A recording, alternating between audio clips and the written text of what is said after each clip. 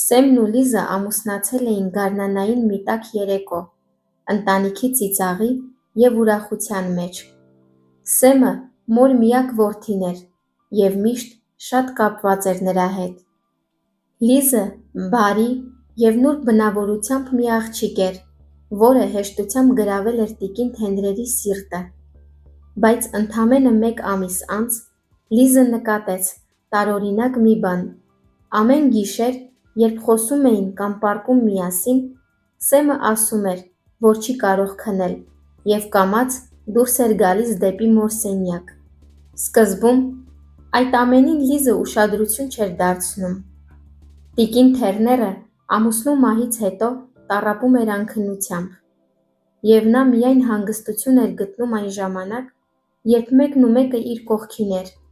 Լիզի գլխում անընդհատ հարցեր էին պտտվում. բայց ինչու Սեմը թույլ չէր տալիս, որ ինքն էլ մնա նրանց հետ։ Ինչու չէր դիմում բժիշկների օգնությանը։ Անցան ամիսներ, հետո ամբողջ տարի։ Լիզը սկսեց իրեն միայնակ զգալ սեփական տանը։ Երբ փորձում էր խոսել այդ մասին, ամուսինը միայն մեղմ ժպտում էր ու ասում. «Խնդրում եմ, մաման այնքան երկար է մենակ եղել, նա հանգստանում է միայն երբ ես կողքին եմ, միայն մի փոքր ժամանակ, լավ»։ Բայց այդ մի փոքր ժամանակը դարձան տարիներ։ Նրանք դեռ երեխա չունեին։ Երբեմն Լիզը գիշերը արթնանում էր մոր սենյակից եկող ձայներից, շշուկներ, երբեմն էլ լաց։ Երբ Լիզը Սեմին հարցնում էր, թե ինչ է կատարվում, Սեմը պատասխանում էր. «Մաման շատ է վախենում, դրա համար էլ դուռը միշտ փակում է, որ իրեն ապահով զգա»։ Լիզի կասկածները օրեցօր աճում էին, մինչև այն ճակատագրական գիշերը։ Այդ գիշեր, ինչպես միշտ, Սեմը նրան ասաց. «Գնամ մորս տեսնեմ մի րոպե», և այդ մի րոպեն դարձավ ժամեր։ Կասկածները խեղդում էին Լիզի հոգին։ Նրա մտքով ամեն բան անցնում էր, և առաջին անգամ նա որոշեց հետևել ամուսնուն։ Լիզը մոտեցավ այն սենյակին, որտեղ նրանք էին գտնվում, և կամաց բացեց դուռը։ Այդ պահին նա կարծես քարացավ իր տեսածից։ Տիկին Թերների ձայնը դողում էր։ Կինը անընդհատ կրկնում էր. «Մի թող ինձ, Ջոն, մի հեռացիր»։ Հոգեպես հիվանդ կինը, ամեն տեսնելով իր որդուն, մտածում էր, թե իր ամուսինն է։ «Ջոնը»։ Առավոտյան Լիզը դողացող ձայնով ասաց Սեմին. «Ես քեզ տեսա երեկ գիշեր։ Խնդրում եմ, ասա ճշմարտությունը»։ Սեմը լռեց, հետո մեղմ ասաց. «Մամայի վերքը շատ խորն է։ Հայրս չի մահացել այնպես, ինչպես բոլորը կարծում են, նա ինքնասպան է եղել»։ Այդ պահին աղջիկը կարծես քարացավ։ «Նա խոշոր ընկերության տնօրենն էր», շարունակեց Սեմը, «բայց ներքաշվեց կոռուպցիոն սկանդալի մեջ։ Մաման նրան գտել էր այն գիշեր, արդեն մահացած։ Դրանից հետո մայրս կարծես մնաց այնտեղ, այդ նույն պահին, հորս կողքին։ Երբեմն նա մտածում է, թե ես նա եմ։ Բժիշկներն ասում են իմ ներկայությունը նրան հանգստացնում է։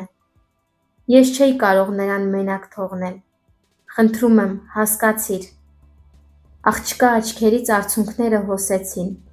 Այդ օրվանից նա սկսեց իր առավոտները անցկացնել տիկին Թերների հետ։ Նրանք միասին թեյ էին խմում, խոսում ծաղիկների, հարևանների մասին։ Աղջիկը ամեն կերպ փորձում էր օգնել տիկնոջը, որպեսզի վերադառնա իրականություն։ Մի օր տիկին Թերները հանկարծ հարցրեց. «Դու Սեմի կինն ես»։ Լիզը գլխով արեց, և ակամայից նրա աչքերը լցվեցին, որովհետև նա հասկացավ, որ իր ջանքերը ապարդյուն չէին անցնում, և ամուսնու մայրը կամաց վերադառնում է դեպի իրականություն։ Այնուհետև տիկին Թերները մեղավոր ձայնով ասաց. «Ներիր ինձ, աղջիկս, ես քեզ ցավ եմ պատճառել»։ Աղջիկը լաց եղավ ու գրկեց նրան, գրկեց այնպես, ինչպես հարազատ աղջիկը կգրկեր իր հարազատ մորը։ Առաջին անգամ նա զգաց, որ հասկանում են իրար։ Այդ գիշեր Լիզը որոշեց քնել տիկին Թերների կողքին։ Երբ տարեց կինը արթնացավ վախից լաց լինելով, Լիզը նրան գրկեց ու շշնջաց. «Ես եմ, մամա, Լիզը, դու ապահով ես, հանգստացիր, ոչ ոք քեզ չի թողնի մենակ»։ Տիկին Թերների մարմինը դողում էր, բայց հետո աստիճանաբար հանգստացավ։ Մի տարի անց նրա վիճակը զգալիորեն լավացավ։ Նա ավելի հաճախ էր ժպտում, հիշում անունները, և վախերը սկսեցին կամաց-կամաց անհետանալ։ Որոշ ժամանակ անց Լիզն ու Սեմը ունեցան դուստր, մի գեղեցիկ փոքրիկ աղջնակ, որ նրանց տունը լցրեց մի ուրիշ ուրախությամբ։ Տիկին Թերները խաղում էր նրա հետ, կերակրում, անցկացնում իր թանկ ժամանակը։ Փոքրիկ աղջնակը, ով իր հետ լույս էր բերել, կարողանում է ինչ-որ չափով բուժել կնոջ տանջված հոգին։